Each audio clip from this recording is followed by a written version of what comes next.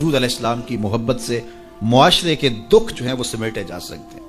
آقا کریم علیہ السلام نے محبت سے ہی معاشرت کو جو ہے وہ اپنے قریب کیا اور لوگ ایمان کی دولت سے مالا مال ہو گئے۔ وہ ایک بچہ آیا نا اپنی ماں کے لیے لباس لینے کے لیے، اور پہلے وہ گیا اپنے چچا کے پاس، اس کی ماں بیوہ تھی اور اس کا لباس پھٹ گیا تھا، اور وہ اپنے چچا کے پاس گیا تو اس نے دتکار دیا۔ ماں نے اس کو روکا تھا بیٹا نہ جانا، لیکن اس نے کہا کہ تیرے بدن کے اوپر جو لباس ہے وہ بھی پھٹ گیا اور جگہ جگہ سے جسم جھلک رہا ہے، تو میں اپنے چچا سے آپ کے لیے لباس لے کے آتا ہوں۔ پھر جو رویہ اس نے اختیار کیا تو واپس روتا ہوا آ رہا تھا، تو کسی نے راستے نے پوچھا کہ کیا ماجرا ہوا؟ اس نے کہا چچا کے پاس گیا تھا ماں کے لیے لباس لینے، اس نے دلا کے بھیج دیا۔ اللہ اکبر۔ تو اس نے کہا کہ جا سین حرم میں محمد نام کا ایک شخص بیٹھا ہوا ہے، اگر تو اپنا دکھڑا اس کے سامنے پیش کرے تو وہ امید ہے تمہیں رد نہیں کریں گے، لیکن سن لے ان کا دین کوئی اور ہے۔ اللہ اکبر۔ اپنے ماں کے پاس آیا تو ماں کو کہا کہ چچا نے رلا کے بھیج دیا، لیکن آپ کی حالت مجھ سے دیکھی نہیں جا رہی۔ بچہ ابھی شعور کی منزلوں میں قدم رکھ رہا تھا، پہلے بہت چھوٹا تھا، اب اس کے اندر ایک جذبات تھے بچے کے اندر۔ تو ماں نے کہا کہ بیٹا نہیں، ان کے پاس نہیں جانا، سنا ہے کہ جو ان سے ملے دین دھرم چھین لیتے ہیں اس کا۔ اللہ اکبر۔ تو حضور علیہ السلام کے پاس جانے سے ماں روکنے لگی، لیکن بچے نے کہا کہ امی میں پکا رہوں گا، بتوں کا وفادار رہوں گا، تم اس ٹینشن کو، اس پریشانی کو چھوڑ دو۔ اور حضور کی خدمت میں حاضر ہوا۔ حضور صحن حرم میں چادر اوڑے بیٹھے ہوئے تھے، اور جا کے کہنے لگا میں پہلے بات آپ سے کر لیتا ہوں، آپ کا دین میں نے قبول نہیں کرنا۔ حضور مسکرا کے بولے بیٹا بتاؤ کس لیے آئے ہو؟ کہا میری ماں بے لباس ہے، میں آپ سے لباس لینے آیا۔ حضور نے چادر رحمت اتار کے اس کے کندھوں پہ ڈالا۔ اللہ اکبر۔ وہ واپس آ گیا اور ماں پر حضور کی چادر اڑائی۔ اللہ اکبر۔ اور ماں نے کہا کہ بیٹے اس نے اپنا دین تو نہیں تجھے دیا؟ کہا نہ، میں نے پہلے کہہ دیا تھا تیرے دین نہیں مانوں گا۔ ماں کہنے لگی پتر اس کا دین ماننا چاہیے، یہ جس نے رحمت کی چادر ہمارے سر پہ تان دی۔ اللہ اکبر۔ تیری تک کے ادامہ میں مرید ہو گئے۔ اس بوڑھی عورت کا قصہ بھی آپ نہیں بھول سکتے، جو گھر کا سامان باندھ کے اپنے دروازے پہ بیٹھی ہوئی تھی، اور اس نے سنا تھا مکے میں ایک جادوگر آیا ہے جسے ملتا ہے اس کا دین چھین لیتا ہے، کہیں ایسا نہ ہو کہ کہیں اس سے ملاقات ہو جائے اور وہ دین ہی میرا چھین لے، مجھے شہر چھوڑ دینا چاہیے۔ گھر کے تھڑے کے اوپر سامان باندھ کے بیٹھی ہے۔ حضور بھی گزرے، اس نے دیکھا تو کہا بھتیجے یہ سامان میرے سر پہ رکھ دے۔ حضور نے سامان اٹھایا، دیکھا تو بوجھل تھا، وزنی تھا، اور بڑھیا کو دیکھا تو کمزور تھی، تو کہا کہ بڑھیا اگر چاہو تو جہاں چاہتی ہو میں خود نہ چھوڑا۔ اس نے کہا اس سے بڑی مہربانی کیا ہوگی؟ حضور نے سامان اٹھایا ہوا ہے اور بڑھیا سے باتیں بھی کرتے جا رہے ہیں۔ تو بڑھیا کو کہا کیوں جا رہی ہے؟ اس نے کہا کہ سنا ہے یہاں ایک جادوگر ہے جو لوگوں کا دھرم لوٹ لیتا ہے، لوگوں کا دین لوٹ لیتا ہے۔ میں نے ساری زندگی بتوں سے وفا کی ہے، میرے آبا و اجداد نے بتوں سے وفا کی ہے، میں چاہتی ہوں دین اجداد ہاتھ سے چھوٹ نہ جائے، آخر اس شہر میں رہتی ہوں کہیں مل نہ جائے۔ خیر حضور نے کچھ نہیں کہا، اس کا سامان نہیں پھینک دیا کہ ٹھیک ہے تم پھر جاؤ۔ سامان اس کا اٹھایا اور جہاں تک اس نے جانا تھا سامان پہنچایا، سامان سپرد کر کے واپس پلٹنے لگے۔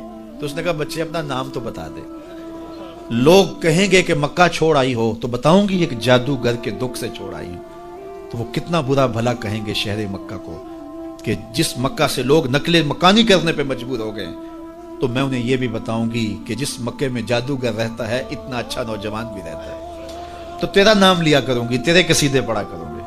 تو حضور علیہ السلام مسکرا پڑے، کہا بڑھیا جس جادوگر سے بھاگ کے آئی ہے وہ تیرے سامنے کھڑا ہے۔ اس نے کہا سچ سے آپ ہی محمد ہیں؟ حضور نے فرمایا نام میرا یہی ہے۔ تو اس نے کہا پھر آپ کا جادو میرے پہ چل گیا ہے۔ اللہ اکبر۔ تیری تک کے ادامہ میں مرید ہو گئی، لوگوں کی خدمت کریں، بوڑھوں کے کام آئیں، دکھیوں کے کام آئیں، مصیبت زدہ کے کام آئیں۔ حضور یتیم ہو کے یتیم پرور تھے، لاچاروں کی مدد کرتے، لوگوں کے گھروں میں پانی بھر کے دیتے تھے، اور دکھیوں کے کام آ جاتے اور مصیبت زدوں کے کام آ جاتے۔ تو حضور سے پیار کرنے والوں، امت میں آپس میں حسد نہ پھیلاؤ، بغض نہ کرو، نفرتوں کے پہاڑ کھڑے نہ کرو، ایک دوسرے سے پیار کرو، جڑو، امت وحدہ بنے، اور اپنے ماحول کو، اپنی معاشرت کو ایک خوبصورت معاشرت کا رنگ دو، اور اپنی زندگی کو حضور کے نام کر دو۔ ایک بزرگ تھے تو وہ کنویں پہ پانی بھرنے گئے، تو ایک خاتون بھی مٹکے میں پانی بھر کے جانے لگی، تو تھوڑا کیچڑ تھا، وہل تھا، تو ان کی نظر پڑی، تو انہوں نے کہا کہ ذرا دھیان سے پاؤں نہ پھسل جائے۔ تو اس خاتون نے گھڑا رکھ دیا اور اس عالم سے مخاطب ہو کے کہنے لگی کہ میں اگر پھسل جاؤں گی تو کیا ہوگا؟ گھڑا ٹوٹ جائے گا، 2 آنے کا بازار سے اور لے آؤں، لیکن حضرت اگر آپ پھسل گئے تو کچھ نہیں بچے گا۔ عالم کا پھسلنا، عالم کا پھسلنا، ایک جہان کا پھسلنا ہے۔ حضرت عمر رضی اللہ تعالیٰ عنہ نے فرمایا 3 چیزیں اسلام کی عمارت کو ڈھا دیتی. پہلی چیز ذلت العالم، عالم کا پھسل جانا. جب عالم پھسلتا ہے تو معاشرہ پھسلتا ہے. عبداللہ بن معتز نے کہا کہ عالم کے پھسلنے کی مثال کشتی کے اندر ٹوٹ پیدا ہو جانا، انکسار پیدا ہو جانا، سوراخ ہو جانا ہے. کیونکہ کشتی کے اندر جب سوراخ ہوتا ہے تو پھر کشتی بھی ڈوبتی ہے اور کشتی کے اوپر جو بیٹھے ہوئے ہوتے ہیں وہ بھی ڈوب جاتے ہیں. تو عالم جب خراب ہوتا ہے تو وہ خود بھی برباد ہوتا ہے اور اس کے ساتھ جڑے ہوئے سینکڑوں ہیں، ہزاروں ہیں یا لاکھوں ہیں، وہ بھی برباد ہو جاتے ہیں. دوسری چیز وجدال المنافق بالکتاب، اور منافق شخص کا کتاب اللہ کو لے کے جھگڑے شروع کر دینا.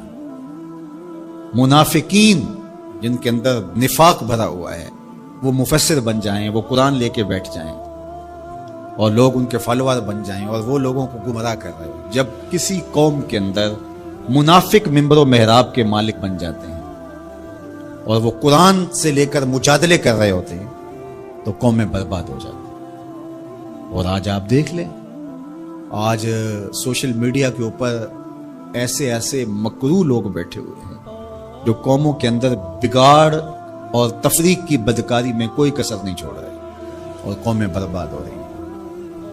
اللہ تعالیٰ نے قرآن مجید میں فرمایا لوگوں میں سے کچھ ایسے لوگ بھی ہیں کہ جن کی باتیں ایسی ہیں کہ تمہارے دل کو لگیں کہ بابا کیا بات کر رہا ہے، لیکن وہ الد الخصام ہیں، وہ انتہائی لوگوں کے اندر فساد برپا کرنے والے، لوگوں کے اندر شر پیدا کرنے والے. فرمایا تم ایسے لوگ دیکھو گے قرب قیامت میں کہ وہ پچھلے گزرے ہوئے لوگوں پر لعنت کریں گے. وہ کہیں گے جو دین ہمیں سمجھ آیا ہے وہی دین ہے. ماضی کے اندر بڑے بڑے محدث فقیہ اور بڑے بڑے بزرگ، وہ کہیں گے ان کو کیا پتا تھا دین کی تو سمجھ ہمیں آئی. اور آج ہم دیکھتے ہیں کہ لوگ کہہ رہے ہیں کہ ہمارے جیسا تو کوئی زمانے میں ہے ہی نہیں، دین کا تو فہم ہی ہمیں ملا. ماضی میں تو سارے لچھے بیچتے تھے، انہیں کیا پتا تھا دین کیا ہے، اور بزرگوں کی پگڑیاں اچھالی جانے لگی. تو کہا کہ دوسری چیز جو اسلام کو گرا دے گی وہ جدال المنافق بالکتاب، منافق کے ہاتھوں میں کتابیں آ جائیں گی اور وہ کتاب اللہ کو لے کر کے قرآن پڑھ کے حدیث پڑھ کے لوگوں کو گمراہ کر رہے ہوں گے. تیسری چیز وہ حکم الائمۃ المدلین، ان لوگوں کے ہاتھ کے اندر اقتدار آ جائے گا، ان لوگوں کے ہاتھ کے اندر قوت نافذ آ جائے گی جو خود بھی گمراہ ہوں گے اور لوگوں کو بھی گمراہ کریں گے. جب یہ 3 چیزیں ہو جائیں، حضرت عمر نے فرمایا تو اسلام کی عمارت ڈھا دی جائے گی. جب فتوے حکمرانوں کی مرضی کے مطابق دیے جائیں گے اور وہ اپنی خواہش کے مطابق فتوے کا معیار طے کریں گے تو پھر نتیجہ وہی ہوگا جو اس وقت پوری دنیا کے اوپر مسلمانوں کا ہو گیا. اور آج اسلام دنیا کے اوپر غریب الوطن ہے. ایسا غریب الوطن کوئی نہیں ہے جیسا غریب الوطن اسلام ہے. 56-57 اسلامی ملکوں کے اندر بھی اسلام کو کہیں جائے پناہ نہیں مل رہی. اج دین نبی دا وانگ یتیمہ کر کر تکے کھاوے، کتھوں لبا عمر بہادر جڑا روندے نو گل لاوے. جب ہم ہی اچھے نہیں ہیں تو پھر رحمت کی چادریں تو نہیں تان دی جائیں گے ہمارے اوپر. یہ حکمران عذاب ہے ہمارے اوپر اور یہ ہمارے گناہوں کی سزا ہے. حجاج بن یوسف بصری کا سخت گیر حاکم اپنے ہاتھ سے 70,000 لوگوں کو قتل کیا تھا. 90,000 لوگ اس کے حکم سے کٹے تھے. حضرت حسن بصری رضی اللہ تعالیٰ عنہ فرمایا کرتے تھے اگر پچھلی امتوں کے لوگ اپنے سارے ظالموں کو لے آئیں اور ایک پلڑے میں ڈال دیں، ہم صرف حجاج بن یوسف کو دوسرے پلڑے میں ڈال دیں گے، یہ پھر بھی بھاری ہو. صحابی رسول کو سین حرم میں ذبح کیا شخص، بہت ظالم شخص. تو کسی نے جرأت کی، جرأت کرنے والے ہر دور میں ہوتے ہیں، اور کہا کہ تو نے حضرت عمر کا زمانہ دیکھا ہوا ہے، اگر تو بچہ تھا اس وقت ان جیسا انداز حکمرانی کیوں اختیار نہیں کرتا، اتنا بڑا ظالم کیوں ہو گیا تو حجاج بن یوسف نے جو جواب دیا وہ 2 لفظوں میں تھا. اس نے کہا تبازروا اتامر لکم، تم ابو ذر بن جاؤ میں عمر بن جاتا. جب عوام اچھی نہیں ہوگی تو پھر یہی اوپر ہوگا. جب میں کہتا ہوں الہی میرے احوال دے، حکم ہوتا ہے اپنا نامہ اعمال. اور ایک روایت میں اعمالکم امالکم، تمہارے اعمال ہی تمہارے امال ہیں، جس طرح کے عمل ہوں گے اس طرح تمہارے اوپر مسلط کر دیے جائیں گے. بندہ سمجھتا ہے کہ یہ آ جائے گا تو شاید یہ اچھا ہوگا، یہ آ جائے گا تو شاید یہ اچھا ہوگا. ایسے کافی دیر پہلے ایک حکومت گئی، پھر اس کی بعد دوسری آئی، تو وہ کوئی صحافی تھے تو مجھے کہنے لگے کہ آپ کیا اس پر کہتے ہیں؟ تو میں نے کہا کہ ہم نے پھولوں کی آرزو کی تھی، آنکھوں میں موتیا اتر آیا. تو یہی ہوتا ہے، جب تک ہم خود اپنے آپ کو صحیح نہیں کرنا چاہیں گے اتنی دیر تک کچھ بھی نہیں ہوگا. اور دوسری طرف یہ جو نظام ہے اس وقت ہمارے اوپر مسلط، ہم وا دل نخواستہ قبول کیے ہوئے ہیں، اور یہ مشق تھی کہ چلو اس کے ذریعے سے کوئی بہتری کا راستہ نکلے، لیکن 70 سال سے وہ کولو کے بیل کی طرح وہی مشق ہو رہی ہے. سیاستدانوں کو تو یہ مسئلہ ہے کہ جمہوریت بڑی مقدس ہوتی ہے، ہمیں تو کوئی مسئلہ نہیں ہے کہ ہم اس کے قصیدے پڑھتے پھریں۔ جمہوریت ہے کیا؟ اقبال نے کہا تھا کہ یہ راز ایک مرد فرنگی نے کیا فاش، ہر چند کے دانا اسے کھولا نہیں کرتے۔ جمہوریت ایک طرز حکومت ہے جس میں بندوں کو گنا کرتے ہیں، تولا نہیں کرتے۔ چاہے ایک طرف 100 گدھے ہو جائیں اور دوسری طرف جو ہیں وہ سمجھدار ترین علماء ایک طرف ہوں، تو وہ گدھوں کی بات مانی جائے گی۔ جمہوریت تو یہی ہے نا۔ اور ہم صرف ملک کے معاملات کے اندر جمہوریت کی رٹ لگاتے ہیں، باقی معاملات کے اندر ہم نے کبھی جمہوریت نہیں دیکھی۔ جب بیٹے کا رشتہ کرنے لگتے ہیں تو گھر کے افراد کو بلا کے، رشتہ داروں کو بلا کے ووٹنگ کرواتے ہیں، یا صرف گھر کے 5-4 وہی جو صاحب الرائے لوگ ہوتے ہیں وہی بیٹھ کے فیصلہ کرتے ہیں؟ میں اپنے اس ادارے کے اندر جو فیصلہ کرتا ہوں ووٹنگ تو نہیں کرواتا۔ آپ اپنی فیکٹری کے اندر جو فیصلے کر رہے ہوتے ہیں تو وہاں ووٹنگ تو نہیں کروا رہے ہوتے لوگوں کو۔ آپ جو بھی معاملات زندگی کے چلا رہے ہیں، رشتے کرتے ہیں بچوں کے، فیصلے کرتے ہیں، کوئی چیز خریدنی ہے، کوئی چیز بیچنی ہے، اس شعبے کے ماہرین کو بلا کے رائے لیتے ہیں، سمجھدار لوگوں کو بٹھا کر کے۔ اس وقت آپ کی کچن کیبنٹ بھی ہوتی ہے، سب کچھ ہوتا ہے اس وقت۔ اور یہ ملک اس قدر بے توقیر ہے کہ یہاں آپ اس شخص کی رائے لے رہے ہو کہ جو بریانی کی پلیٹ کے اوپر بک رہا ہے، اور آپ کہہ رہے ہیں کہ اس ووٹ کو بھی عزت ہونی چاہیے، اس کو بھی وقار ہونا چاہیے۔ کیا بات ہوئی آپ کی؟ ہماری تقدیر اگر بدل سکتا ہے تو وہ نظام محمد صلی اللہ علیہ وسلم بدل سکتا ہے۔ نظام خلافت ہماری تقدیر بدل سکتا ہے۔ ہم مشق کرتے رہیں، جو بھی کرتے رہیں، کچھ نہیں ہونے والا۔ ماضی میں کتنی حکومتیں آئیں، بدلی، اب ایک حکومت آئی، اب یہ بھی شاید جانے والی ہے، قصہ تمام ہونے والا ہے۔ پھر اس کے بعد کیا ہوگا؟ یہاں ایجنسیوں کے لوگ بھی موجود ہیں، میں میسج دیتا ہوں، کوئی ملک کے اندر سے سنجیدہ لوگوں کو اکٹھا کرے۔ 22 کروڑ کی عوام میں سے کوئی 100 آدمی بھی نہیں ملے گا جو دیانتدار بھی ہو، خیرخواہ بھی ہو اس ملک کا، اور باصلاحیت بھی ہو۔ ان لوگوں کو بٹھائیں اور کوئی 10-15 سال کے لیے ان کے سپرد کریں ملک، کوئی معاملے سیدھے کریں۔ غریب کے لیے تو زندگی اتنی تنگ ہو گئی ہے کہ خودکشی منع ہے شریعت میں، ورنہ لوگ خودکشی کر لیں۔ یہ حالات اگر یورپ میں ہوں، دیگر ممالک میں ہوں، تو وہ تو اجتماعی خودکشیاں کریں۔ یا ہمارا مذہب ہمیں روک رہا ہے اور ہم برداشت کر رہے ہیں اور صبر کر رہے ہیں، ہمارے مذہب نے ہمیں صبر کی تلقین کی ہے۔ ورنہ آپ گھر سے نکلتے ہیں، کوڑے کے ڈھیر پڑے ہوئے ہیں جگہ جگہ، لوگوں کے رویے کتنے کھردرے ہو گئے، رشتہ داریوں کے اندر باہمی الجھنیں، لڑائیاں، شر فساد، ایک دوسرے کی ٹانگیں کھینچنا، گلیوں بازاروں سے لے کر کے آپ اوپر کی سطح تک چلے جائیں۔ یہ معاشرہ نہیں رہا، یہ بے ہنگم ہجوم ہے، یہ وحشیوں کا ایک طبیلہ بن گیا ہے۔ انسانیت نام کی چیزیں تقریباً رخصت ہو چکی ہیں۔ یہ زندگی گزاری نہیں جا رہی، زندگی گھسیٹی جا رہی ہے۔ ہم اپنی لاشیں گھسیٹ رہے ہیں۔ زندگی میں طمانینت، سکون نام کی کوئی چیز ہی نہیں ہے۔ ہر بندہ ہاتھ ملاتے ہوئے دوسرے سے ڈر رہا ہے کہ پتہ نہیں یہ میرے ساتھ کیا کرنے والا ہے۔ یہ تو وحشیوں کا معاشرہ ہوتا ہے، انسانوں کا معاشرہ تو نہیں ہوتا۔ لوگ غریب سے غریب تر ہو رہے ہیں، اور چند لوگوں کے پاس دولتیں اتنی ہیں کہ ان سے شمار ہی نہیں ہو رہی، اور نفس کی کمینگی بھی ختم نہیں ہو رہی۔ کھا گئے لوگوں کو، لوٹ کے لوگوں کا خون چوس گئے۔ وہ کبھی آپ نے کوا دیکھا ہے جو بچے کے ہاتھ سے بھی روٹی چھین لیتا ہے؟ یہ ہمارے جو بچے ابھی پیدا ہونے والے ہیں ان سے بھی روٹی چھین چکے ہیں، اور آگے ان کی نسلیں ہماری آنے والی نسلوں کی روٹی چھیننے کی تیاریاں کر رہی ہیں۔ تو ہمیں اپنے آپ کو صحیح کرنا ہوگا، اور میں مشورہ دیتا ہوں میری یہ باتیں ضرور پہنچائیں کہ خدا را رحم کیجئے۔ جو اپنے بند کمروں میں بیٹھے انہیں نہیں پتا کہ لوگ کس طرح سسک کے زندگی گزار رہے ہیں، کیا اذیت ناک زندگی ہے لوگوں کی۔ تو اس لیے خدا را اس ملک پر رحم کھائیں۔ جن کے پاس قوت نافذہ ہے وہ ضرور اس کو استعمال کریں، اور کوئی ایسا فیصلہ کیجئے کہ جو یہ پوج مردہ معاشرہ پھر سے جی اٹھے، اور وہ ایک ہی راستہ ہے، اور وہ راستہ میرے حضور کا دیا ہوا راستہ ہے۔ اور صحابہ پھر حضور کے در پاک کو دستک تک بھی نہیں دیتے تھے۔ جب حضور سے ملنا ہوتا تو آ کے دروازے پر بیٹھ کے درود پڑھتے رہتے۔ حضور جب خود آتے تو کوئی بات کہتے، انتظار کرتے رہتے۔ اور آقا کریم کا طریقہ بھی یہ تھا کہ جب حضور گھر تشریف لے جاتے اور حضور نے فوری پلٹ کے واپس آنا ہوتا تو حضور اپنے نالین باہر اتار دیتے۔ یہ سائن تھا اس بات کا کہ رکیے، حضور ابھی آ رہے ہیں۔ اور حضور نے اگر استراحت فرمانی ہے، ابھی نہیں آنا، تو حضور نالین سمیت چلے جاتے۔ حضور بھی خیال رکھتے تھے کہ کوئی دیر تک نہ بیٹھے، اب تشریف لے گئے ہیں، دیر کے بعد آئیں گے، کوئی کام کر لیں، کھانا کھا لیں، چلے جائیں۔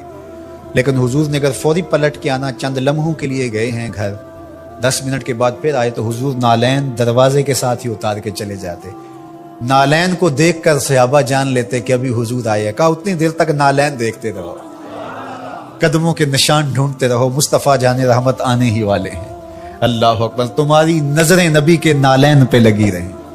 امام بخاری نے ادب المفرد کے اندر صحابہ کے اس منظر کو بیان کیا ہے۔ کہتے ہیں کہ صحابہ حضور کے دروازے پہ پھر دستک نہیں دیا کرتے تھے، اور اگر کبھی ناگزیر حالت ہو جاتی، دستک دینا پڑ جاتا حضور کے دروازے پہ، تو پھر ان کا طریق کیا تھا؟ کہتے ہیں کانت تکرہ ابواب النبی بالاظافر، صحابہ اپنی انگلیوں کے ناخنوں کے ساتھ حضور کی دہلیز پہ دستک دیا کرتے تھے، ہولے ہولے حضور کی دہلیز پہ دستک دیا کرتے تھے۔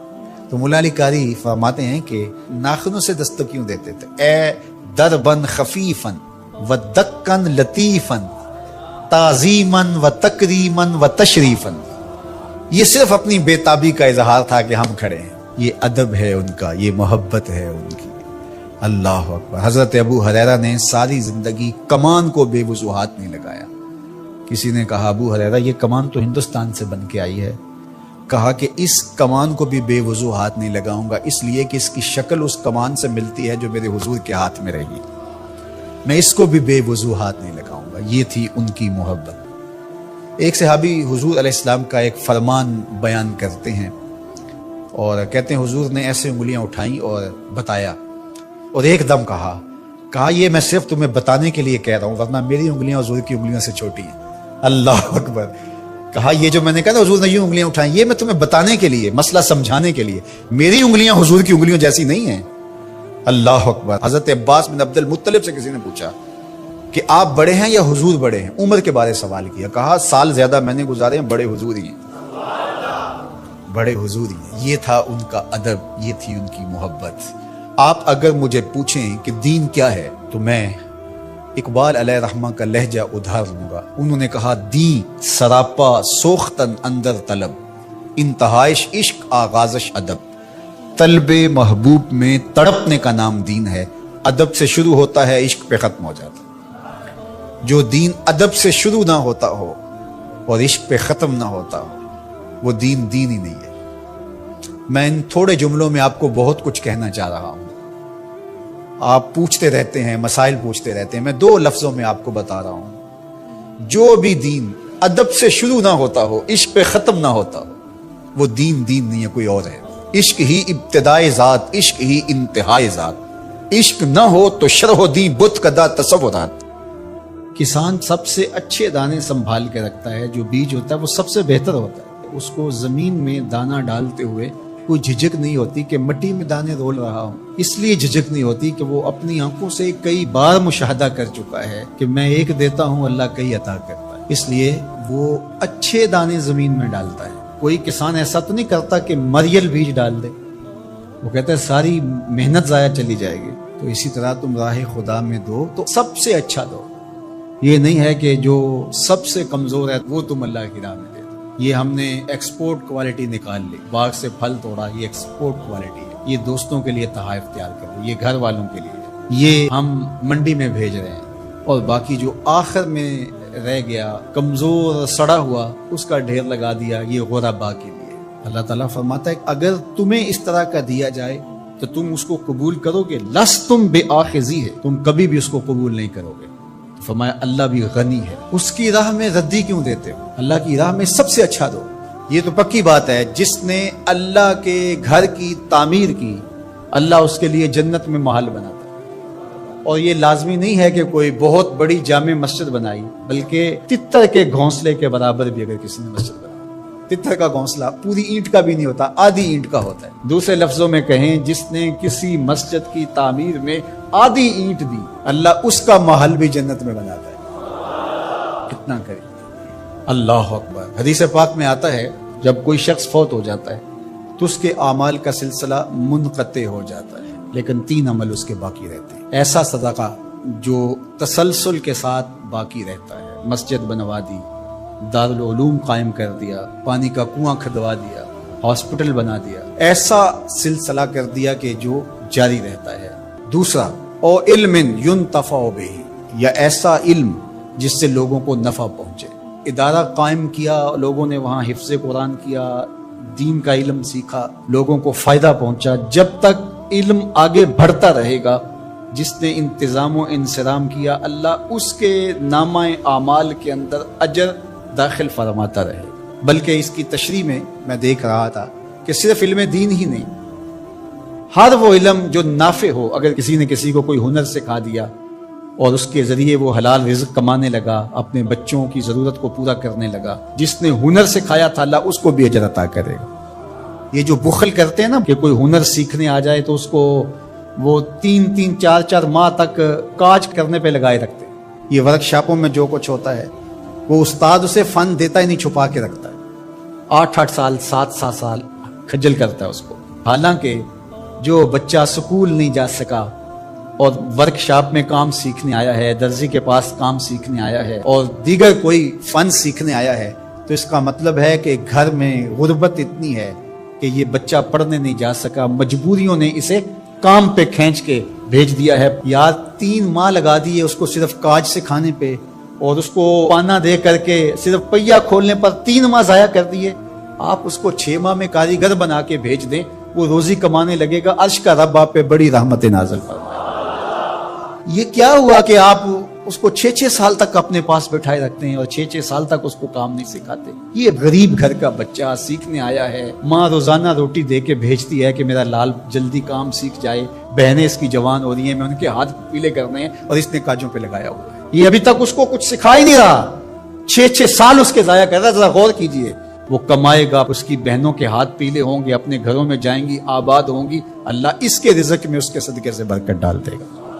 یہ کہتا ہے ٹھیک ہے، اس سے بھرپور فائدہ حاصل کر لو، اللہ پر بھی یقین رکھو، وہ تمہیں فائدہ دینے والا ہے۔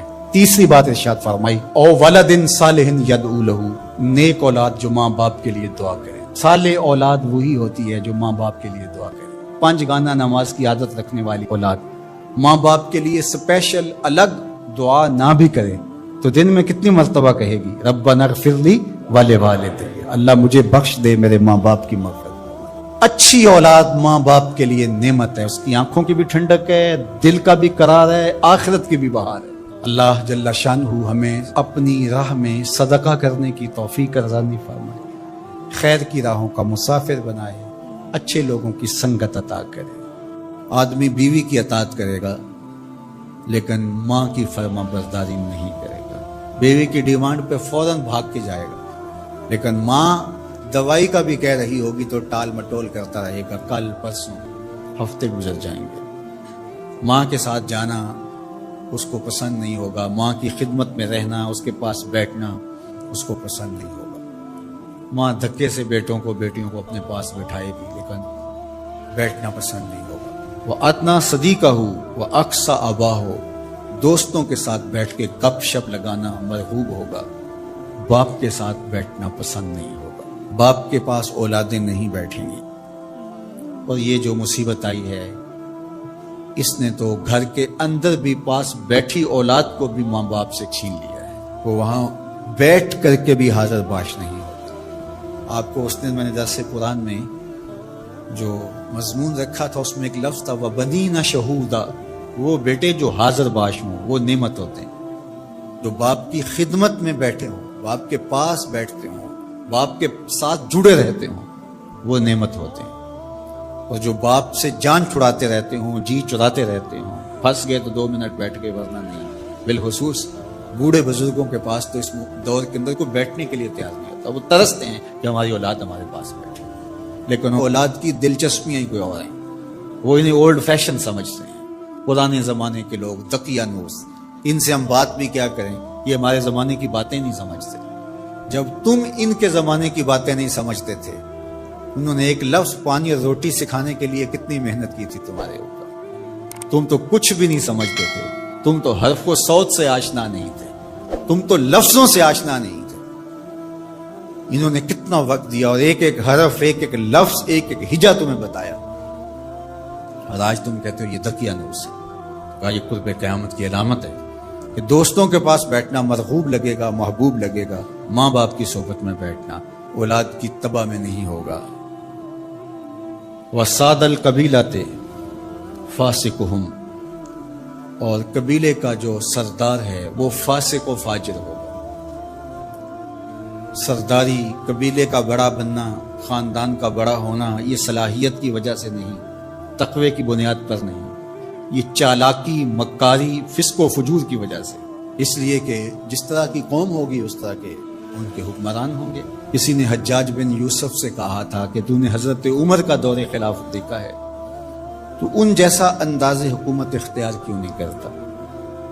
تو اس نے 2 لفظی جواب دیا، تبازروا اتعمر لکم، اس نے کہا تم ابو ذر غفاری بن جاؤ، میں عمر بن جاتا ہوں۔ جب رعایا ابو ذر غفاری جیسی ہوتی ہے تو حکمران عمر فاروق جیسے ہوتے ہیں۔ جب ہم چور ہوں گے، ہم خائن ہوں گے، ہم بدکار ہوں گے تو اوپر رحمتوں کی چھتڑیاں تو نہیں تانی جائیں گی، اوپر بھی پھر یہی کچھ ہوگا۔ ایک روایت میں آتا اعمالکم امالکم، تمہارے اعمال ہی تمہارے حکمران ہوں گے۔ فرمایا کہ وہ اس بات پہ قادر ہے کہ وہ تمہیں اوپر سے بھی عذاب دے سکتا ہے، وہ چاہے تو نیچے سے بھی عذاب دے سکتا ہے۔ حضرت عبداللہ ابن عباس رضی اللہ تعالیٰ عنہ فرماتے ہیں اوپر کا عذاب یہ ہے تمہارے حکمران نااہل ہوں، اور نیچے کا عذاب یہ ہے تمہاری اولاد نافرمان، اور تم ایک دوسرے سے لڑنے لگ جاؤ۔ ایک خاندان کے لوگ شریکہ برادری کے نام سے ہر وقت ایک دوسرے کی ٹو میں رہیں، یہ عذاب نہیں تو اور کیا ہے؟ ہر وقت بھائی بھائی کو نقصان پہنچانے کے چکر میں رہے، بہنیں اور بھائی آپس میں ایک دوسرے کے دشمن بنے کھڑے ہوں، ہمسایہ ایک دوسرے کی عزت کو اچھالنے کے لیے تیار کھڑا ہو۔ محلہ راحت کا ساما ہونا چاہیے، لیکن محلہ آپس میں ایک دوسرے کی عزت کو پامال کرنے کے لیے تلا ہوا۔ خاندان، برادریاں جو کہ وحدت کی علامت ہونی چاہیے، یہ ایک دوسرے کو اذیت دینے کے لیے، تکلیف پہنچانے کے لیے، ٹو میں رہنے کے لیے، کسی کے عیب کو اچھالنے کے لیے، کسی کی بہن بیٹی کی آبرو کو اچھالنے کے لیے ہر وقت اسی چکر میں ہو، تو کیا یہ عذاب نہیں ہے کہ تم اپنے گھر میں بھی محفوظ نہ ہو؟ خاندانی لڑائیاں، شریکہ برادریاں، ان کی باہمی لڑائیاں، یہ فرقوں کی لڑائیاں، سیاسی جنگ و جدل، یہ کیا ہے؟ یہ اللہ کے عذاب کی ناراضگی کی صورت ہے۔ اللہ تعالی ہمیں سچی توبہ کی توفیق دے۔